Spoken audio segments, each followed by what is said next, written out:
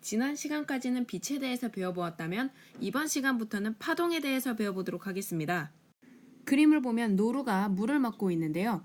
이 물을 먹으니까 입가가 물에 닿으면서 이때 발생한 출렁임이 계속해서 사방으로 이렇게 원형으로 퍼져나가고 있는 것을 우리가 확인해 볼 수가 있습니다.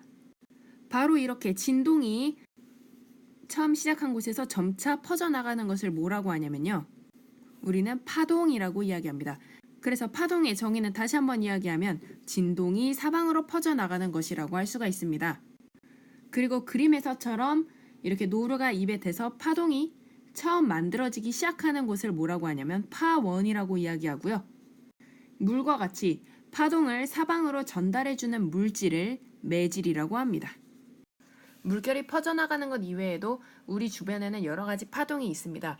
그 중에서도 대표적으로 소리도 파동의 예시 중 하나이고요. 그 다음에 지진파 또한 파동의 예시 중 하나입니다. 하지만 이런 것들은 아까 물결파와의 차이점이 있다면 그것은 파동을 전달하는 매질이 다르다는 것인데요. 소리는 여러분들이 우리가 들을 수 있는 이유는 공기를 통해서 이렇게 전해지는 것이기 때문에 매질이 공기가 되는 것이고요. 그리고 지진파는 땅을 통해서 오기 때문에 매질이 땅이 됩니다. 우리가 파동에 대해서 많이 하는 착각 중에 하나는 이렇게 파동이 전달될 때 그 물도 같이 이동을 할 거라고 생각하는 경향이 있습니다.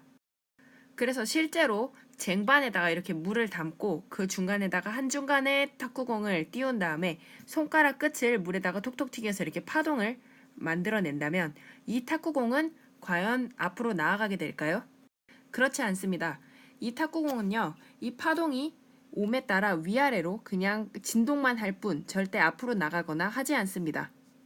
그래서 다른 예시를 들어보면 튜브를 이렇게 바다 위에 떨어뜨렸을 때 튜브는 절대로 파도를 따라서 같이 앞으로 이동하지 않습니다. 지금 그림을 보면요. 튜브가 위아래로만 이렇게 진동을 하는 것을 볼 수가 있죠. 하지만 파도가 앞으로 나아간다고 해서 튜브가 같이 앞으로 이동하지 않는 것을 볼 수가 있습니다.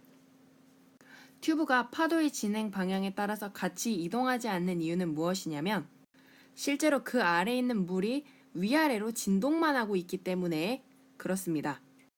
물이 같은 주기로 위로 올라갔다가 아래로 내려갔다가 하고 있기 때문에 우리 눈에는 마치 이 물이 앞으로 이동하는 것처럼 보이는 건데요.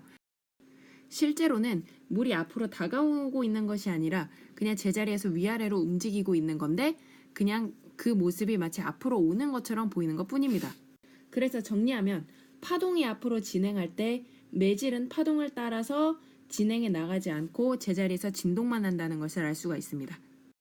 그러면 파동이 앞으로 진행해 나갈 때 매질인 물은 앞으로 이동해 나가지 않는다고 이야기했는데요. 그러면 파동을 따라서 앞으로 진행해 나가는 것은 무엇이 있을까요?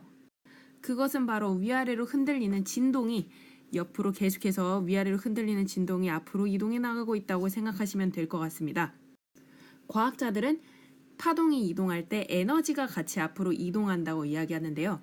바로 이러한 에너지 때문에 이렇게 해안 절벽이 파도가 물에 계속 부딪히기 때문에 해안 절벽이 깎아져서 만들어진다고 이야기하고요. 그 다음에 지진파도 마찬가지로 에너지가 앞으로 계속해서 진동해 나가기 때문에 이러한 에너지가 흔들림이 발생함에 따라 땅이 갈라지게 되는 것입니다.